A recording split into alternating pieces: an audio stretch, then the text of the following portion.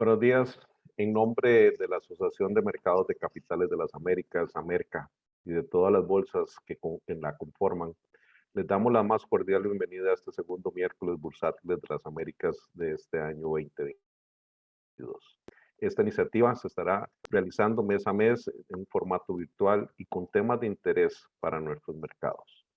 Este mes, bajo el título Impactos de la guerra de Ucrania en los mercados latinoamericanos. Les invitamos a compartir con nosotros a través de las plataformas digitales utilizando el hashtag numeral Amerca. Sin más, recibamos ahora al señor Valentín Arrieta, gerente general de la Bolsa de Valores de El Salvador y presidente de nuestra asociación, quien nos compartirá unas palabras de bienvenida. Gracias, Carlos, y gracias a todos por acompañarnos. La Asociación de Mercados de Capitales de las Américas, Amerca, les da la más cordial bienvenida al segundo miércoles bursátiles de las Américas 2022. Es realmente un honor para nosotros recibirlos en nombre del Comité Ejecutivo de Amerca y agradecerles por su interés en acompañarnos en este evento. Hemos sido testigos de grandes acontecimientos en estos últimos años que han tocado las fibras del planeta, de nuestros países, nuestras economías y nuestros hogares.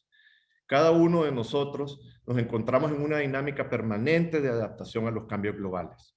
Nos enfrentamos a ellos desarrollando herramientas idóneas, potenciando nuestras habilidades, siendo innovadores y creativos, permitiéndonos así minimizar los impactos en nuestro entorno. De estas experiencias, claro, aprendemos día con día. Pero ninguno de nosotros hubiese pensado que todavía en una pandemia llegase la guerra. Rusia se enfrenta con Ucrania y en instantes vemos cómo el conflicto comienza a afectar todas las regiones, permeando en nuestras economías y en nuestros mercados. Dada la magnitud de lo que hemos visto hasta hoy y que desconocemos asimismo cuándo finalizará y qué acuerdos serán tomados, en el seno de Amerca pensamos en la importancia de conocer a mayor detalle cómo esta situación está impactando los mercados de capitales latinoamericanos. ¿Y quién mejor que Ahmed Riesgo, Chief Investment Officer de Insignio Financial Group, experto en temas de mercados de valores, investigador y conocedor del comportamiento de los ecosistemas financieros del mundo, para hablarnos de este tema? Como CEO de Insignio, Ahmed supervisa todas las funciones de investigación e inversión de la empresa, además de ser el presidente del Comité de Inversiones. Es licenciado en Economía y Ciencias Políticas de la Universidad de Miami y cuenta con un doctorado en Jurisprudencia de la Facultad de Derecho de Columbia University. Ha sido parte de varias publicaciones y noticieros en vivo, incluidos Bloomberg, CNN, Fox Business News, Cheddar News, Yahoo Finance y más. Su experiencia radica en la investigación macroeconómica y la estrategia geopolítica. Gracias, Ahmed, por acompañarnos esta mañana. Esta es ya tu segunda experiencia participando con nosotros en los miércoles bursátiles, ya que formaste parte de los expertos en la edición 2021 en la que realizaste una magistral presentación. Sabemos que nos darás la información necesaria para formarnos un panorama de dónde estamos y sobre todo hacia dónde vamos a través del desarrollo del tema Impactos de la guerra de Ucrania en los mercados latinoamericanos. Antes de iniciar esta interesante charla, quiero finalizar haciéndoles una atenta invitación a que nos acompañen cada mes a las charlas que estaremos realizando en el marco de los miércoles bursátiles de las Américas. A todos, mis mejores deseos. Muchísimas gracias por acompañarnos. Muchas gracias, Valentín, por tus palabras. Antes de continuar, les recordamos que para el periodo de preguntas y respuestas lo pueden hacer a través de esta plataforma en la sección de preguntas y respuestas. Recibamos entonces a nuestro expositor del día, el señor Ahmed Riesgo, que nos estará hablando sobre los impactos de la guerra de Ucrania en los mercados latinoamericanos. Bienvenido, Ahmed. Muchas gracias, Carlos, y muchas gracias, Valentín, a Diana, a Gerardo, al resto del grupo de Amerca. Es verdaderamente un placer estar aquí con ustedes. Bueno, ahora por segunda vez, ya que hicimos esa primera presentación el año pasado. Estamos, como dijo Valentín, en un momento, creo que es importante. Ha habido un cambio geopolítico que en mi opinión es permanente, especialmente cuando viene según la seguridad de Europa y los esfuerzos de la OTAN. Verdaderamente, yo hice un tweet hace un par de semanas cuando empezó la guerra, que Vladimir Putin había logrado algo que 4 o 5 presidentes americanos no habían logrado, que era solidificar la alianza de la OTAN, ¿verdad? Y ciertamente ha sido el acto de guerra en Ucrania, vamos a llamarlo claro, yo sé que los rusos no lo están llamando de esa forma, pero obviamente es un acto de guerra. Eso ha de forma cierta ha solidificado la OTAN, pero también tiene repercusiones por otros lados. Para Europa, por ejemplo, va a facilitar menos crecimiento, más alta inflación. En Estados Unidos, el impacto de crecimiento va a ser un poco más bajo, pero el impacto inflacionario va a ser ampliado, incluso ya a lo que estaba. Y para Latinoamérica, específicamente para la región, va a significar que van a haber ganadores y perdedores. Yo creo que no hay forma de hablar de la región como tal. Hay que darse cuenta de todos los detalles y de todas las idiosincrasias de cada país.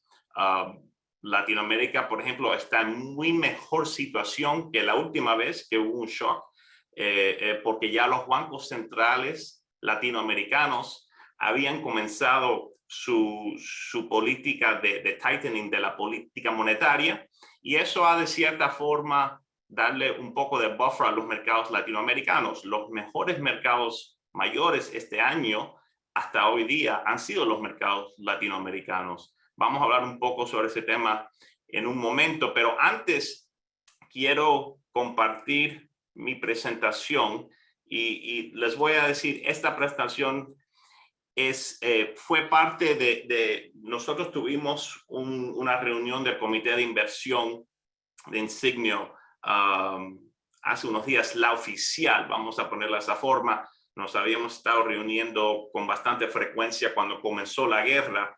Específicamente nos empezamos a reunir el 1 de febrero. ¿Y por qué el 1 de febrero? El 1 de febrero yo saqué una nota a nuestros advisors en Insignio diciendo que en mi estimación la probabilidad de una invasión pequeña o incursión militar de Rusia a Ucrania subió a un nivel de probabilidades a donde era probable que hubiera ocurrido. En ese momento, el 1 de febrero, no estamos esperando una guerra total como es que la que estamos teniendo en esta forma. Primero, vamos a ser bastante claros. La invasión de Ucrania ha cambiado materialmente la perspectiva.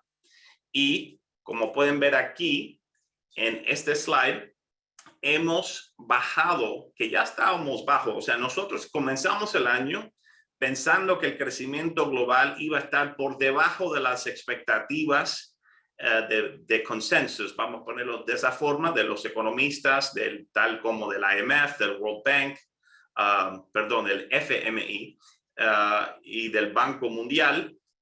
Pensamos que los economistas estaban muy positivos sobre el crecimiento global y nosotros veíamos muchas presiones que iban a salir de Estados Unidos por las acciones del Banco Central, porque pensamos que el Banco Central iba a tener que subir las tasas porque simplemente la economía americana estaba demasiado caliente. ¿Qué me significó con eso? Es que el output gap se había cerrado en Estados Unidos y el Banco Central iba a tener que subir las tasas más alto que lo que el mercado está esperando.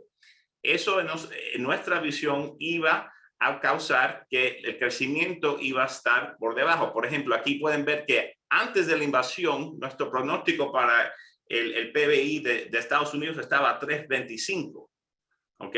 De China estaba a 5. Para la Unión Europea, que pensábamos que iba a ser la mejor región para crecimiento, esto es antes de la invasión, estaba 4.25, más el doble de la potencia.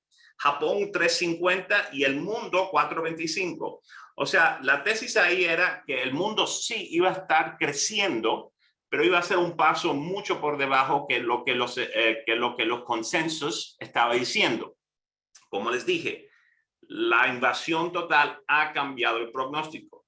Aquí pueden ver al lado derecho nuestro pronóstico actual del PIB en estas regiones mayores del mundo. Estados Unidos la hemos bajado un poco a 2.9 porque, como le dijimos, no pensamos que el impacto económico en Estados Unidos va a ser muy fuerte. El impacto inflacionario sí, y eso en un momento. A China lo hemos bajado también a 4.4, que está bastante por debajo del target del Partido Comunista de China, que todavía lo tiene a 5.5. No creo que China va a llegar ahí a ese punto. Y a la Unión Europea es a donde hemos hecho el cambio material más grande de crecimiento. A la Unión Europea la hemos bajado a 3.10 de 4.25, aunque vemos que el riesgo de recesión en Europa ha aumentado bastante, pero pensamos que todavía la región va a poder evadir. El caso de Ucrania y Rusia es totalmente diferente. Los dos países van a estar en una contracción económica bastante fuerte. La contracción económica de Rusia puede ser tan alta como el 12 a 15% anual. O sea, es una contracción incluso más alta que durante la pandemia. Y para Ucrania estamos a un punto que ni le podemos decir cuáles sean las cifras de contracción en Ucrania porque no tenemos datos suficientes o no nos están dando datos suficientes de la actividad económica en Ucrania para poder dar una pronosticación. Y mundialmente hemos bajado a 3.7 de 4.25. Ahora, quiero ser bien claro. Esto tiene dos supuestos. El primero es que el conflicto militar se mantiene dentro del territorio ucranio, ¿verdad? Si el conflicto sale de ahí e involucra a otros miembros de la OTAN, entonces tuviéramos que revisar estos pronósticos para abajo, porque en ese momento sí veo alto riesgo de una recesión mundial, pero eso no es nuestro caso base. Es un riesgo, pero no nuestro caso base. Y el segundo supuesto es que el petróleo, pero más que nada el gas ruso, continúa fluyendo hacia Europa. O sea que ni mismo los europeos corten el flujo de gas, ni los rusos lo corten por sí mismos. Esos son los supuestos. Y esto viene porque pensamos que es en el interés de los dos lados mantener especialmente el flujo de gas.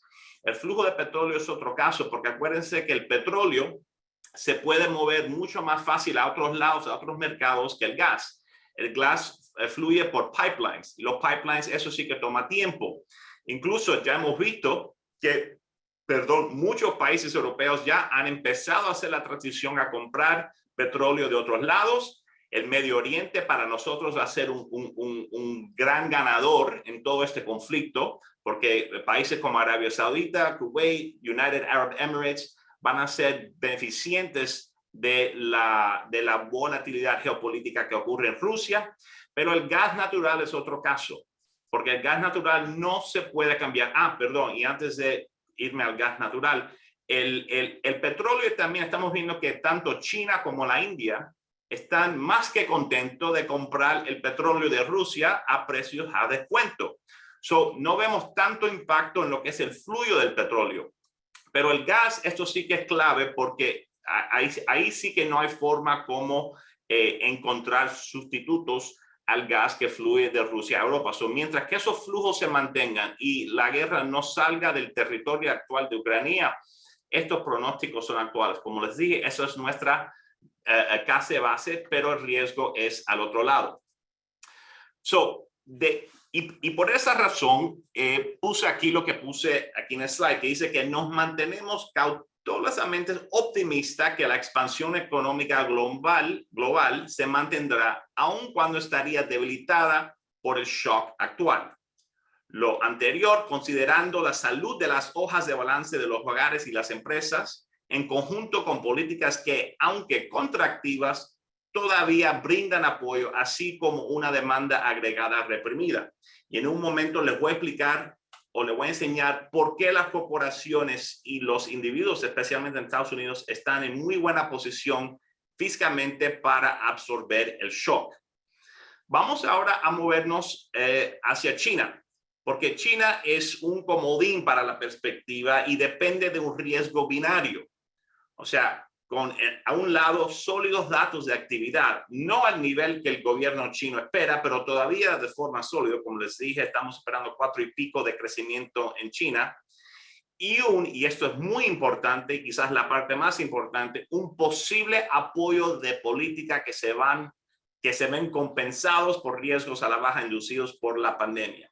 Y eso es muy importante porque inclusive antes de la guerra de Ucrania, China era la única región del mundo a donde la política expansiva estaba todavía expandiéndose. Y eso es porque China absorbió fuertes shocks el año pasado.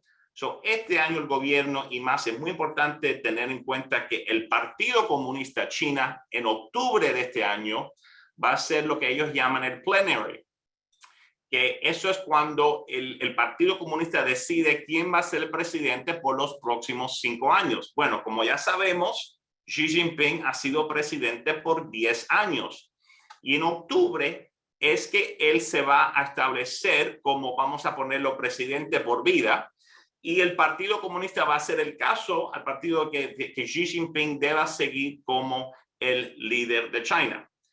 Lo más importante para los chinos es la palabra estabilidad. Estabilidad. Y el Partido Comunista Chino va a hacer todo lo posible para asegurarse que tanto la economía, tanto como los mercados chinos tengan buen desempeño este año hasta el plenary de octubre, que es muy importante para ellos. Incluso las declaraciones del viceprimer Liu He el miércoles pasado, básicamente nosotros vemos un análogo a cuando Mario Draghi, en ese momento el presidente del Banco Central de Europa, dijo whatever it takes durante la crisis europea en el 2011-2012, vemos un paralelo con lo que dijo el viceprimer chino el mes pasado. La semana pasada. No es tan imprevisto que los mercados chinos desde ese momento han hecho una repunta fuertísima. Parece una ave corta, ¿verdad? Y se estaban cayendo por el tema de la pandemia, de Ucrania, o sea, varios factores que confluyeron a la misma vez. Y cuando el viceprimer hizo esos comentarios que para nosotros es una intervención verbal, pero no solamente una intervención verbal, sino dando señales al mercado que muchas políticas van a cambiar y mucho apoyo va a venir, los mercados en China hicieron una vuelta bastante fuerte. Ok, vamos a irnos ahora al tema de la Fed. Porque como les dije, para nosotros el riesgo más alto para empezar el año era que el Fed iba a tener que subir las tasas más altas que lo que el mercado está esperando. Nuestra presentación de enero para el outlook del año se llamaba el Catch-22 en 22. Y a lo que eso se refiere es un libro muy famoso que se llama Catch-22. No sé cómo se dice el título en español, perdónenme, pero básicamente es cuando un actor está dentro de dos opciones que son bien malas. Y así es como veíamos la posición del Fed en Estados Unidos comenzando el año. Estaban en una posición bien mala porque tenían que subir las tasas para bajar la inflación, pero a la misma vez no querían subir las tasas lo suficiente para causar una contracción económica. Querían bajar el nivel de crecimiento, pero no comenzar una recesión. Lo que la invasión de Ucrania ha causado es que ha estrechado la oportunidad para el Fed. O sea, tiene más chances el Fed de cometer un error que antes de la invasión. Ahora, lo bueno es que los mercados no han reaccionado tan mal con el repricing de las expectativas del Fed. Incluso el mercado en este momento está bastante agresivo, está pensando que el Banco Central de Estados Unidos va a subir las tasas en cada reunión que tenga para el resto del año y que el Banco Central termine con una tasa terminal, como ha dicho el Banco Central, de 2.75. Para mí eso va a ser un poco muy baja. Yo creo que va a ser a 3 o 3 y pico o 3 y un cuarto para el 2024. Pero el mercado ya de cierta forma ya tiene eso en el precio. Ahora, la pregunta importante como inversionista es decir, ok, el mercado ya tiene eso en el precio. Ahora, ¿el Fed va a ser más hawkish o más dovish de lo que está en el precio? Nosotros nuestra casa de base es que el Banco Central va a estar en línea con las expectativas del mercado, lo cual nos quiere decir que las subidas de tasas en los bonos americanos, por ejemplo, ya están llegando al pico y que el mercado de acción en Estados Unidos va a poder en la segunda parte del año comenzar de nuevo del alza. No hemos totalmente cambiado nuestra, cuando comenzamos el año teníamos un target del S&P 500 de 5,000 a 5,100. Lo vamos a bajar por el shock de Ucrania, pero lo vamos a bajar yo creo que un rango entre 4,700 y 4,900, un poco más, un rango más alto que lo que normalmente lo tenemos, porque normalmente tenemos un rango de 100 puntos. Pero yo creo que en este caso, como hay tantos riesgos a cada lado, para arriba y para abajo, vamos a ampliar ese rango y lo más probable es, no le he finalizado mis calculaciones aquí internamente, pero lo más probable es que tengamos un rango entre 4,700 y 4,900 para el S&P 500 para fin de año de Estados Unidos y una tasa de bono de 10 años más o menos a donde estamos ahora, al 2.5. Son no mucho más alto. Ya creo que ya tuvimos el peak aquí o estamos cerca del peak en la tasa de bono de 10 años. Eso va a tener implicaciones para las carteras y voy a hablar en eso en un momento. Pero antes de comenzar eso, quiero hablar los dos riesgos más grandes. Perdón. Los dos riesgos más grandes a nuestro view es que en Estados Unidos hayan mayores presiones salariales en el mercado laboral que obliguen a la Fed que adapte una postura más hawkish. Y les voy a enseñar por qué en un momento, porque esto es un riesgo que lo estamos mirando de forma muy, muy importante. Y el segundo riesgo, obviamente, es la intensificación del conflicto en Ucrania, pero también estamos viendo otro lugar a donde puede también impactar, que es la intensificación del conflicto actual entre Irán e Israel. Eso se ha perdido mucho en las noticias porque todo el mundo estaba enfocado en la situación de Rusia, pero Israel e Irán han continuado una política donde están haciendo ataques militares sobre sí mismos, pero de forma de low grade, vamos a ponerlo de esa forma. Pero en caso de que Israel llegue a un punto junto con sus nuevos aliados en el Medio Oriente, que Irán va a llegar a un punto a donde va a tener una arma nuclear, yo creo que es muy probable, no en los próximos meses, pero creo que 1 o 2 años es muy probable que Israel haga un ataque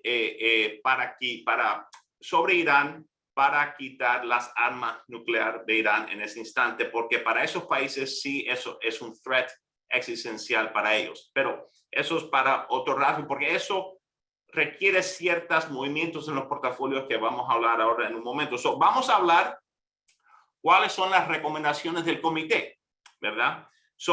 Dado al rally que tuvieron las acciones europeas en las últimas semanas y pico, que justamente ya llegaron al nivel que estaban antes de la invasión, decidimos reducir nuestra exposición a Europa a un nivel más neutral. Como les había dicho a ustedes, estábamos bastante positivos en Europa para comenzar el año. La invasión cambió esa tesis, nosotros vamos a cambiar. Si la tesis cambió, nosotros cambiamos.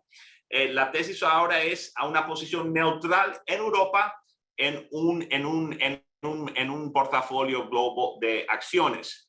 Y dentro de Estados Unidos, tal como les mencioné que como el Fed, ha sido más hawkish y el riesgo de que sea más hawkish, nos seguimos girando hacia acciones de value contra growth quitando un poco de growth más y poniendo más lo de value y quality, que son dos factores que sobreponen o que deben superar rendimientos a growth en un ambiente a donde las tasas estén subiendo, ¿verdad? También mantenemos nuestra preferencia a subponderar los bonos soberanos de mercados desarrollados. Y aquí estoy hablando bonos del Tesoro americano, bonos de los gobiernos de Europa, Australia, New Zealand y otros lugares a donde los bancos centrales están subiendo. Estamos underweight, como les dije, estamos cerca, yo creo que el pico al bono de 10 años aquí en Estados Unidos, aunque puede tener un poco el ambiente de aquí. pero ya el caso no es tan compelling como era hace un par de meses, a donde el bono de 10 años estaba por una tasa más baja. Y en la deuda, lo que es la deuda, porque nosotros consideramos que la renta fija de los soberanos es diferente a la otro tipo de deuda, la crédito, que es high yield y investment grade. Ahí en high yield nos estamos moviendo de sobreponderar hasta neutral y estamos aumentando, esto es importante para ustedes, aumentando nuestra posición en mercados emergentes desde subponderar hasta neutral, porque yo creo que el movimiento en los precios, especialmente de los bonos de los mercados emergentes, ha sido muy negativo y ha sido impactado o ampliado por lo que pasó con Rusia. Yo creo que hay un espacio aquí donde los bonos emergentes pueden tener mejor rendimiento que el mercado general. Y también hemos aumentado nuestra tenencia de deuda chino grado inversión, que es los bonos soberanos chinos, que para nosotros siguen siendo el bono de mercados desarrollado, porque quiero hacer esa distinción. Nosotros, cuando vemos a China, vemos dos mercados diferentes, el mercado accionario y el mercado de deuda, de los bonos soberanos más que nada. En el mercado de accionario chino, lo vemos como un mercado emergente, o sea, un mercado donde hay que tomar oportunidades cuando las haya, pero que va a tener al fin del día mucha volatilidad. Por ejemplo, el mercado emergente China de acciones, yo creo que este año puede tener un desempeño bueno de aquí adelante, pero a largo plazo no lo veo como muy atractivo por las dinámicas de la población china en sí y por la postura regulatoria del gobierno de China. Pero la deuda china, especialmente la deuda soberana de China en renminbi, para nosotros es los bonos de soberanos más atractivos del mundo. ¿Y por qué digo eso? Incluso los acontecimientos en Ucrania han ampliado esta tesis. Nosotros tuvimos una tesis que comenzó hace año y pico, que era que el Banco Central, el gobierno chino estaba tratando de crear un sistema alternativo al dólar americano.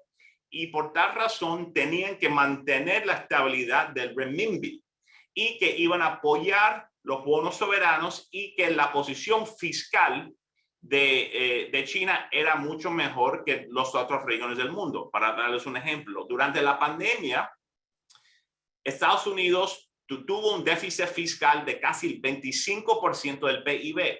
Europa estaba más o menos del 10 a 15, dependiendo a qué país. China era solamente 5% del PIB. Las condiciones fiscales son mucho mejor en China que lo que son en Europa o en Estados Unidos. Por esa razón y porque China estaba en una política de easing, nos gustan tanto los bonos soberanos chinos en renminbi. Actualmente en nuestras carteras han sido la única posición de renta fija que han tenido rendimiento positivo sobre los últimos 12 meses y pensamos que ese trend va a seguir.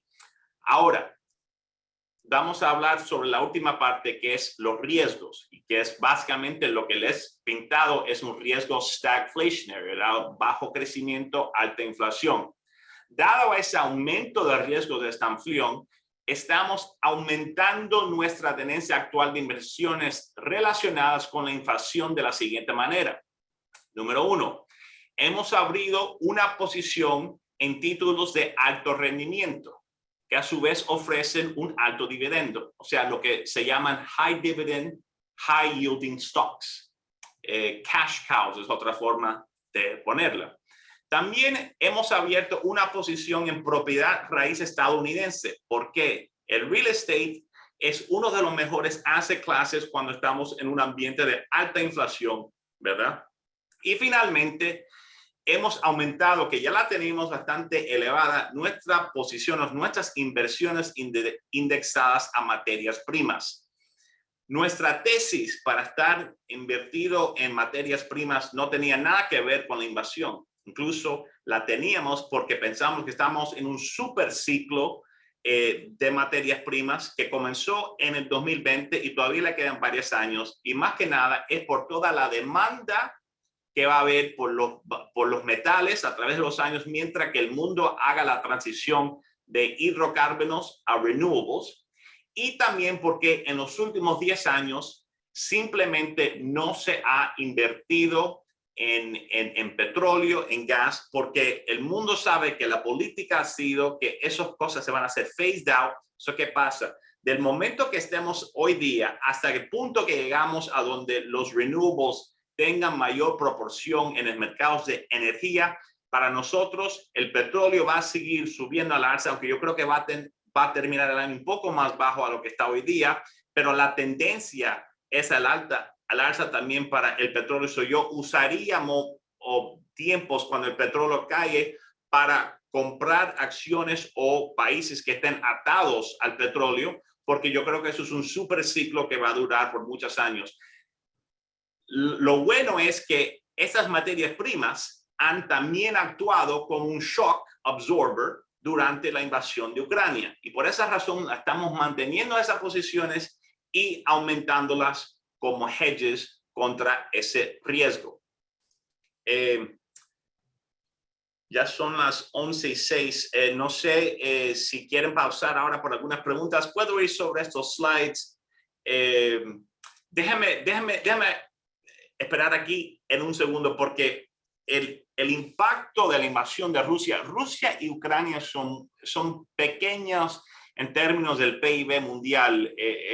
No tiene mucho impacto económico, pero a donde sí tienen impacto es en los canales de las materias primas, porque tal Rusia como Ucrania son países de alta exportación de no solamente gas y petróleo, en el caso de Rusia, pero de wheat, en caso de Ucrania, y de Rusia, en términos de todo lo que es comida y de metales. Yo creo que esta invasión lo que ha causado es que estas materias primas van a seguir su tendencia alta, incluso aunque quizás bajen un poco en los próximos meses porque ya tuvieron una subida bastante fuerte por causa de la invasión. Usen esa oportunidad de cuando estas materias primas caigan en precio como oportunidades de añadir riesgo en ellas y en compañías que están atadas a producirlas. Esto aquí es una razón. Este gráfico, perdón, es una de las razones por qué pensamos que la economía americana va a poder absorber el subido de tasas. Yo sé que la última vez que estuve aquí hablé mucho de los balances privados en Estados Unidos y qué fuerte estaba. Eso sigue siendo el caso, aunque obviamente han tenido un impacto, pero han actuado como shock absorbers en esta crisis de Ucrania. Pero a la misma vez, las compañías americanas también están en muy buena posición para absorber la subida de tasas. Y estos gráficos les enseñan por qué. Aquí ven, en este gráfico aquí arriba, lo que se llaman Business Cash to Liabilities Ratio. Y les dicen que las compañías americanas tienen alta posición de efectivos en sus balances. Lo cual quiere decir que se pueden financiar internamente si no quieren salir al mercado externo para financiarlo porque las tasas han subido. Y el panel abajo les enseña que incluso si se quieran financiar externamente a través de deuda, lo pueden hacer porque los costos de borrowing, o sea, los costos de la deuda, que es aquí lo que es el weighted average cost of capital, todavía está bastante por debajo del real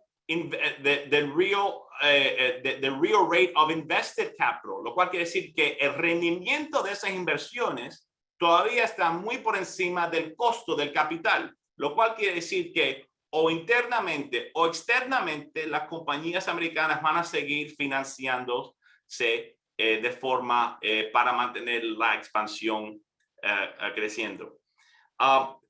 Esta gráfica aquí les enseña por qué uno de mis riesgos más altos es este tema de los salarios en Estados Unidos, porque en julio del año pasado, o sea, el verano del año pasado, que es los bares en azul ligero aquí, pueden ver que casi todo el crecimiento de los salarios en Estados Unidos, los wage gains, estaban ocurriendo en la parte de los salarios más bajos. O sea, estos son los quintiles de salarios en Estados Unidos y pueden ver que esto estaba ocurriendo en the bottom 25, the bottom quintile, vamos a ponerlo de esa forma.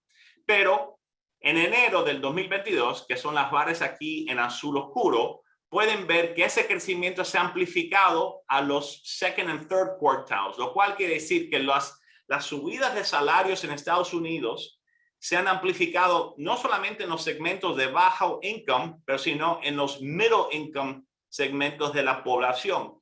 Eso me preocupa porque eso sí le da pausa al Banco Central, porque una de las formas más definitiva de llegar a un ambiente inflacionario que sea más sticky, vamos a ponerlo de esa forma, es que los salarios o las subidas de salarios se amplíen a través de los quintiles, porque eso quiere decir que no se pueden reversar bastante fácil. Estos se pueden reversar bastante fácil porque la gente simplemente votan a la gente con bajos salarios, mucho más fácil que pueden votar a la gente con altos salarios. So, esto en términos económicos son menos elastic, tienen más inelasticity, lo cual quiere decir que normalmente son más permanentes que estas subidas de salarios. So, eso es un riesgo. Y finalmente aquí les enseño cuáles son, si el riesgo que estamos comenzando un mundo stagflacionario de bajo crecimiento, alta inflación, ocurre o se realiza. Estos son los assets que hacen mejor. Y como pueden ver aquí, el oro es uno de los mejores rendimientos cuando hay un stagflation environment. Esto es un chart que le da el movimiento de precios durante los años 73 a 83 en Estados Unidos.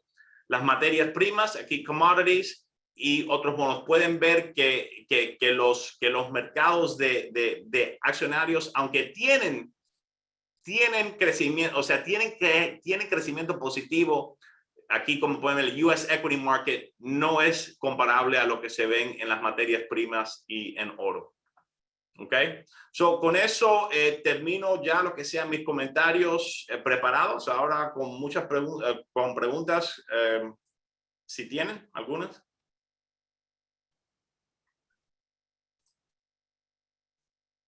Bueno, Ahmed, muchísimas gracias por esta presentación. Sí, tenemos ya algunas preguntas que nos han estado enviando y agradecemos a quienes tengan alguna pregunta que la puedan hacer a través de la caja de preguntas y respuestas que tiene preparada la herramienta que estamos utilizando. Vamos a comenzar porque tenemos preguntas muy interesantes. Los clearing houses rusos nos están realizando transacciones. No están realizando transacciones, por lo tanto, es difícil salir de nuestras posiciones. ¿Cuál es tu perspectiva al respecto? ¿Esto es algo temporal o es un problema a largo plazo, un write-off? Sí, eso es una muy buena pregunta. Es muy difícil decir.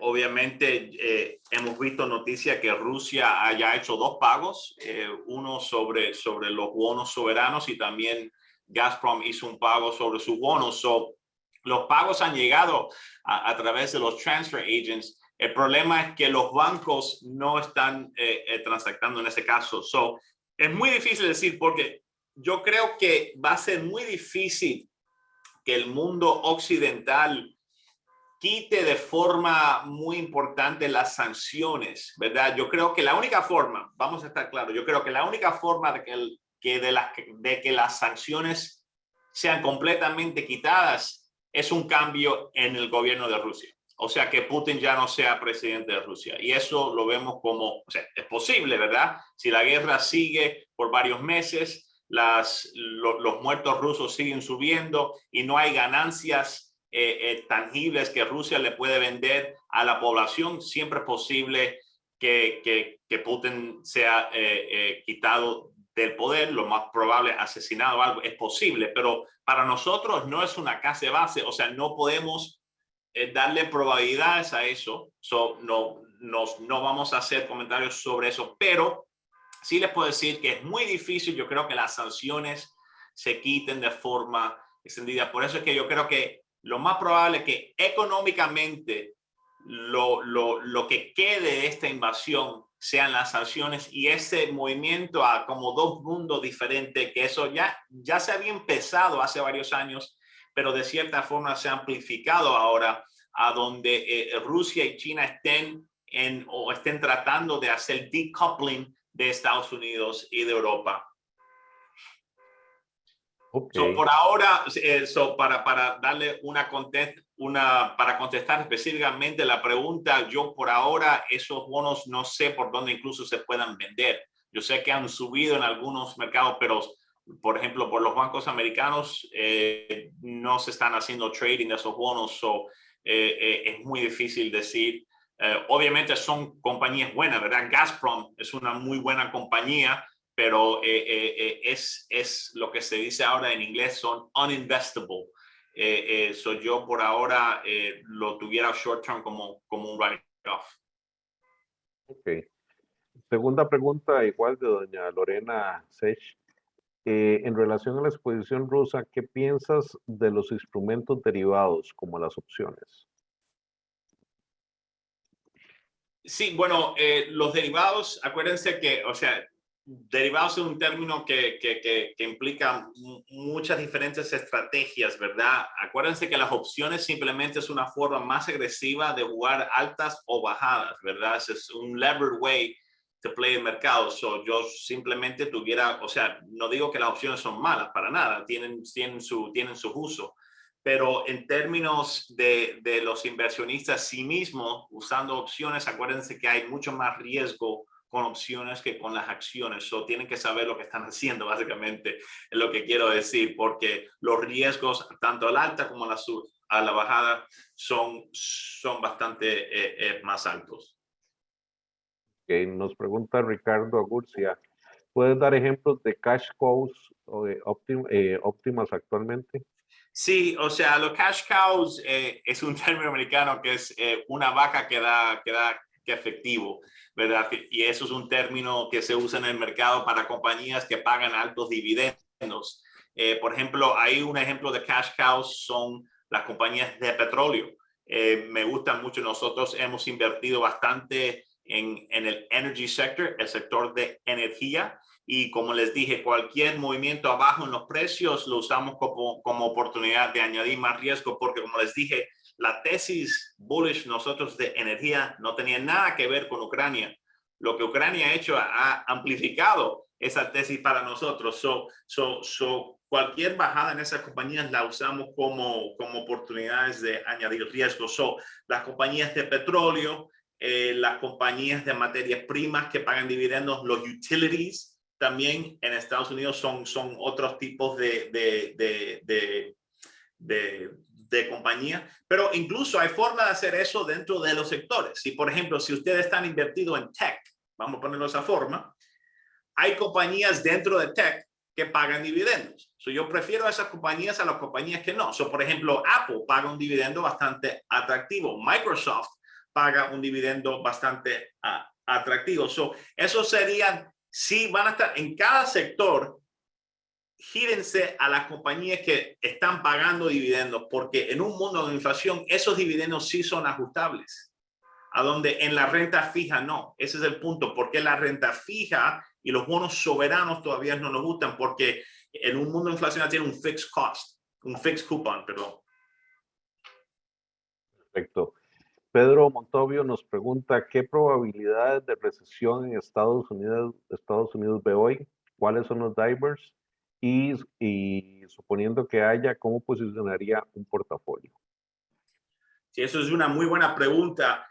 Nosotros, así es como giramos la cartera. Nosotros tenemos un indicador de recesión aquí, propietario, que nos da la probabilidad de una recesión en Estados Unidos en 6 meses.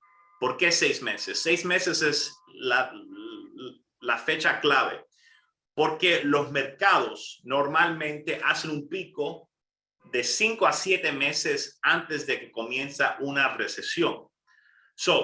Si uno captura la probabilidad de una recesión en 12 meses, es muy temprano, porque todavía le quedan históricamente, estadísticamente, 5 o 6 meses al bull market. Si le das una probabilidad de una recesión a un mes, ya estás muy tarde porque el mercado, el bear market ya comenzó. Por eso esos 6 meses son tan importantes y porque nosotros nos enfocamos tanto en esos 6 meses. En este momento, nuestro indicador de recesión está entre 10 y 20% de una recesión en 6 meses. Todavía está muy baja para nosotros ser un giro. Para nosotros, esa cifra tiene que llegar a 40% para nosotros irnos más bearish. Lo que sí hemos hecho, como les dije, es que movimos el portafolio de forma más defensiva. O sea, no quitamos mucho riesgo, quitamos un poco de riesgo, pero hicimos una rotación interna a posiciones más defensivas, como los high dividend, high yielding stocks, por ejemplo. Don Edgar Gutiérrez nos hace varias preguntas. Con el cambio de la política monetaria por parte de la Fed y los anuncios de ajustes más drásticos en las tasas de interés para contrarrestar la inflación, ¿esto no podría afectar la economía y las tasas de desempleo? Sí, ese es el catch-22, ¿verdad? Que estaba hablando antes. Esa es la posición que el Fed, porque por un lado quiere subir las tasas para bajar la inflación, pero a la misma vez sabe que subiendo las tasas va a bajar el crecimiento. Pero el acto de balance que el Banco Central está tratando de hacer es bajar crecimiento, pero no bajarlo de tal forma que cause una recesión. Nosotros seguimos pensando que el Banco Central lo va a poder hacer porque la economía americana estaba en tan buena posición entrando en este periodo. Como les mencioné, las compañías yo creo que se van a seguir financiándose o internamente o externamente, y los individuos americanos todavía tienen un cushion de efectivo bastante bueno en sus balances privados. Por eso es que pensamos que por lo menos por los próximos 6 meses no hay alto chance de recesión en Estados Unidos, como les dije, de 10 a 20%.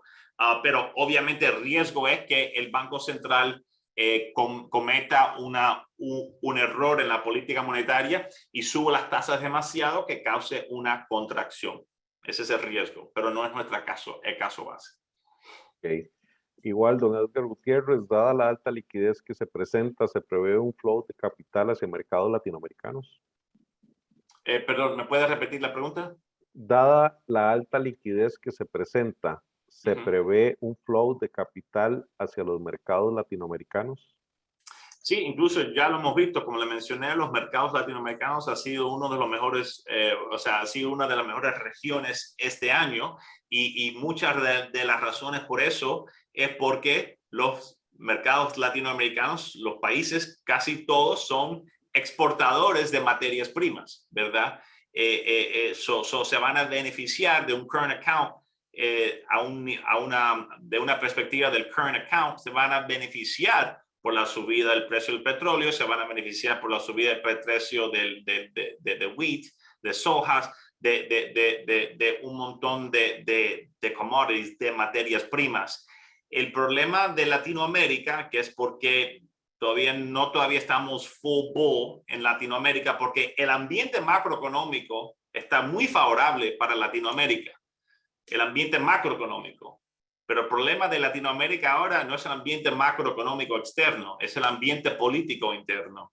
Todavía vemos muchos riesgos ahí. Ojo, creo que si algunos países resolucionan sus temas políticos de forma favorable a los mercados, puede ser una muy buena momento de entrada. Por ejemplo, Colombia, Perú, Brasil, especialmente en Colombia y en Perú, hemos visto en los últimos días movimientos quizás más favorables para los mercados en la política interna, pero todavía hay muchos riesgos altos. Yo cautelosamente positivo en Latinoamérica, con ojo a la situación política interna que siempre puede derrumbar el ferrocarril, como decimos, ¿verdad? Perfecto. Christopher Castellanos nos pregunta, dado que los Estados Unidos buscan en Oriente Próximo soluciones alternas al impacto económico, ¿puede Europa reemplazar las importaciones de gas ruso con el de Qatar, siendo este último un aliado de Occidente? No, y eso es porque dije que el gas es tan favorable, tan importante en nuestra ecuación. Es un supuesto muy importante porque el deal o el acuerdo que Europa hizo con Qatar es algo que se va a desempeñar a largo plazo. Pero como les dije, el gas natural no se puede encontrar sustitutos tan rápidos. Por eso para nosotros es clave que ese flujo se mantenga porque si ese flujo no se mantenga, entonces sí vemos una contracción fuerte en Europa. El acuerdo con Qatar es bueno a largo plazo, porque obviamente le quita a Europa Rusia colgado del cuello de cierta forma, pero a la misma vez no es un arreglo rápido o que tenga mucho impacto en el corto plazo. Es algo más para mediano, largo plazo. Perfecto. Tenemos varias preguntas relacionadas al tema de criptomonedas, pero vamos, y creo que con la que nos hace don David Coelho podemos cubrir todas las que tenemos. ¿Qué impacto tiene la situación actual sobre los mercados de criptomonedas? Sí, es muy buena pregunta. Como les dije, en un mundo, si el riesgo de stagflation se realiza, como ustedes vieron, el oro es el mejor asset que estar en ese ambiente. Lo que hemos visto en los últimos años es que la demanda para el oro se ha dividido de dos formas y se divide, es muy interesante, de la edad de las personas en el flujo de los inversionistas. La gente más mayor se han ido al oro o se siguen yendo al oro. La gente menor de edad, más chicos, se han girado a las criptomonedas. Y eso es muy importante, pero tengan esto en mente. El valor del Bitcoin, por ejemplo, depende sí o si no es un store of value, porque para mí como moneda casi tiene valor de cero. ¿Y por qué le explico? Porque como moneda no es eficiente y está sujeto también a los gobiernos, que fue una de las razones por qué la gente invirtieron en el Bitcoin al principio, ¿verdad? Porque pensaban, bueno, aquí tengo algo que los gobiernos no pueden tocar. Eso no es verdad. Lo vimos que lo pueden tocar. Los hackers rusos, por ejemplo, que hicieron el ataque ciber sobre el Colonial Pipeline en Estados Unidos el año pasado, el FBI tomó posesión de su crypto wallet. Incluso si los criminales lo querían usar como forma de desentanglarse del sistema de dólar, no puede ser porque el FBI tiene acceso a eso, como lo enseñaron cuando los Russian hackers. Si lo estaban comprando como moneda, no creo que tenga mucho valor, honestamente. El valor, si tiene, es en el store of value. Y básicamente es que si la gente piensa que es algo menos cuantitativo, ¿verdad? Es como el oro. ¿Por qué la gente compra oro? No porque piensan que van a poder usar el oro para construir una casa o porque se van a poder poner soja con el oro. No, es porque se ha aceptado a través de años, miles y miles de años, que el oro es algo a donde se puede hacer store of value. Si el Bitcoin llega a ese punto, entonces sí, yo creo que es posible, pero en este momento hemos visto que el Bitcoin, por ejemplo, específicamente, más que nada, no ha actuado como un store of value. Ha sido lo opuesto.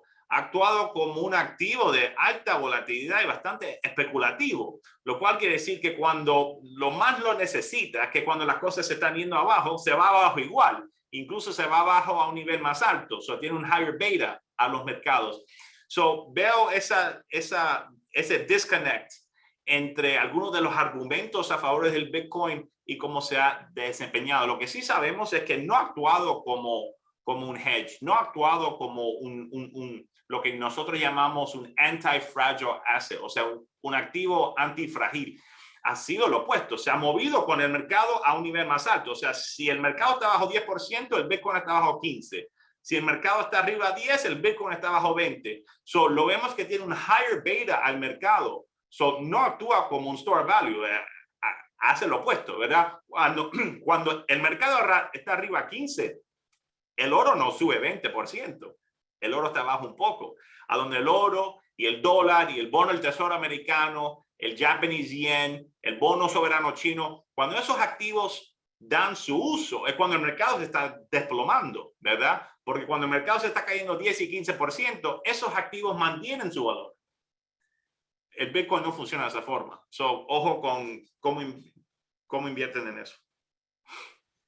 Perfecto, gracias. Don Manuel de Almeida, usualmente cuando la Fed sube las tasas de referencia, las tasas de interés de los préstamos suben, pero la de los depósitos no suben de la misma proporción.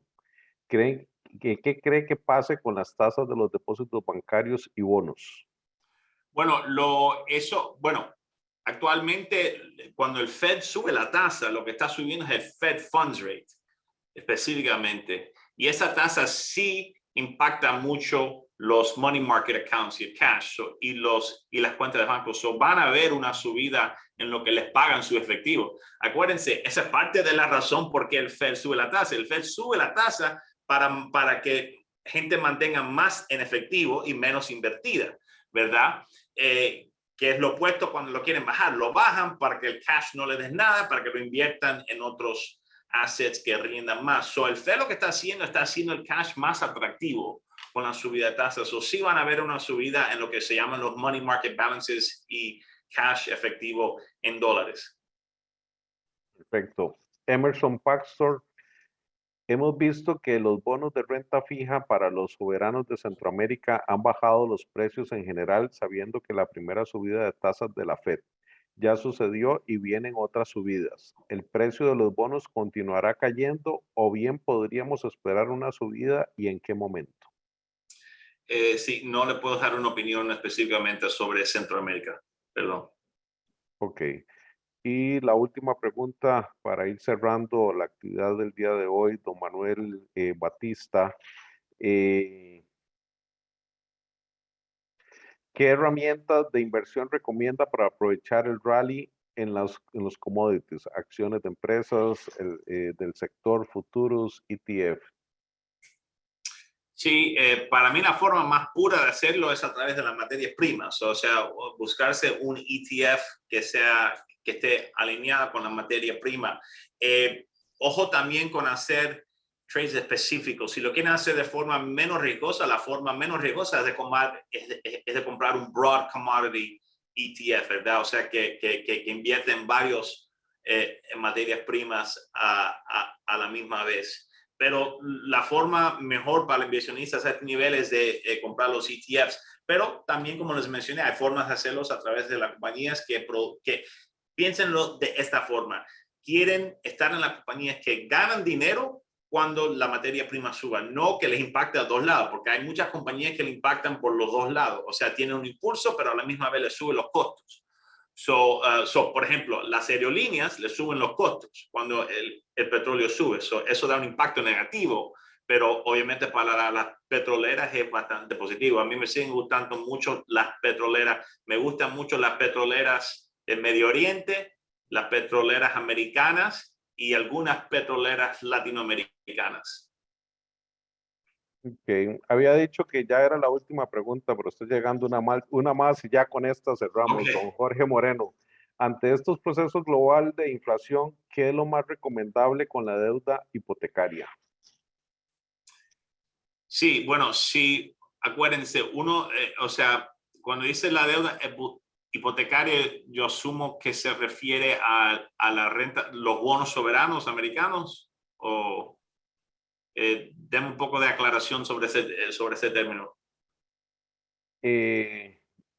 Supongo que es cuando estamos hablando que es lo más recomendable con la deuda hipotecaria. De los loans, los leverage Sí, loans. Bueno, correcto. sí, o sea, los leverage loans le dan un impacto, pero acuérdense que los leverage loans muchas veces tienen cláusulas que están atadas a tasas que suban. Van a tener menos impacto que los bonos soberanos, por ejemplo, en ese caso, ¿verdad? Pero acuérdense también, ya hemos visto una caída fuertísima en la deuda americana, o sea, el bono de 10 años. Ahmed, perdón, aquí nos están poniendo la aclaración, se están refiriendo a real estate, a temas de real estate. Temas de real estate. Perfecto. Gracias por la aclaración. Sí, el tema de real estate, sí. Yo creo que la forma de jugar eso, y muy buena pregunta, es a través del rental real estate market, en vez de los home builders. Incluso eso lo hablé sobre una llamada que tuve internamente el lunes, lo cual quiere decir que los REITs que se benefician de la subida de rental income, o sea, no de los REITs que están atados a home builders, a gente que están construyendo casas o que construyen apartamentos o multifamilies, sino los REITs que se atan a rental income, a los rentores. No sé si esa es una palabra correcta en español, pero bueno. Perdón. Bueno, no. Excelentes las preguntas realizadas por los participantes y sus respuestas, Ahmed. Muchas gracias por habernos acompañado el día de hoy. De esta manera damos por culminado el segundo de los miércoles bursátiles de las Américas para este 2022. Les esperamos el próximo miércoles 20 de abril con una interesante exposición que les estaremos comunicando en los próximos días. Y muchas gracias de igual manera a todos los mensajes que nos han llegado en el chat y a las 264 personas que estuvieron conectadas de todos los países miembros de América. Y de nuevo, muchas gracias a todos por acompañarnos y les deseamos que tengan un excelente día. Hasta pronto. Muchas gracias y nuevamente, Ahmed, gracias. Y gracias Gracias a ustedes, todos. que tengan muy buen día.